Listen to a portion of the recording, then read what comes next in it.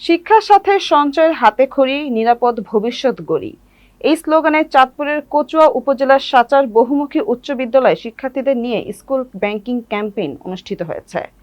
চাঁদপুর কোচুয়া প্রতিনিধি হারুনুর রশিদ আইটিভি বাংলাকে জানিয়েছেন, সোমবার বিকেলে বাংলাদেশ কৃষি ব্যাংক সাচার বাজার শাখার আয়োজনে ক্যাম্পেইন অনুষ্ঠানে প্রধান অতিথি হিসেবে ব্যাংকিং বিষয়ে শিক্ষার্থীদের উদ্দেশ্যে বিভিন্ন দিক নির্দেশনামূলক বক্তব্য রাখেন বাংলাদেশ কৃষি ব্যাংক কুমিল্লা বিভাগীয় মহাব্যবস্থাপক আশরাফুজ্জামান খান।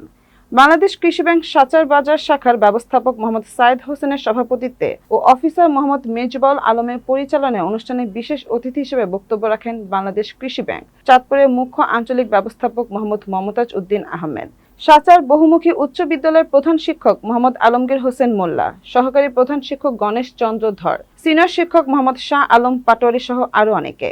পরে স্কুল ব্যাংকিং বিষয়ে শিক্ষার্থীদের বিভিন্ন প্রশ্ন এবং উপস্থিত কুইজ প্রতিযোগিতায় বিজয়ীদের মাঝে পুরস্কার বিতরণ করা হয়।